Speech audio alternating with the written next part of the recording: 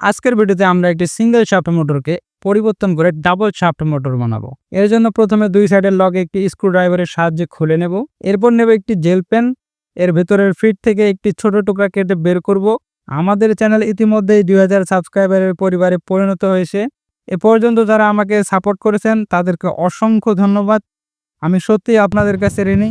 আর যারা এখনও সাবস্ক্রাইব করেননি তারা এখনই সাবস্ক্রাইব করে আমাদের পরিবারের অংশ হয়ে যান। এরপর মোটরের আর্মেচারের পিছনের দিকে ফিটটিকে বসিয়ে হালকা হাতুড়ি দিয়ে শক্ত করে দেব। এরপর নেব একটি পুরনো মোটরের শাফট এবং সেটিকে ফিডের অপর প্রান্তে হাতুড়ি দিয়ে টাইট করে বসিয়ে নেব। এবার ফিডের মাপ অনুযায়ী মোটরের পিছনের ঢাকনায় একটি ছিদ্র করে নেব। তারপর সব অংশ আবার আগের মতো করে লাগিয়ে মোটরটি ঠিক করে দেব। পাওয়ার দেওয়ার পর দেখা গেল মোটরটি বেশ ভালোভাবেই ঘুরছে, তবে একটু ভাইব্রেশন করছে।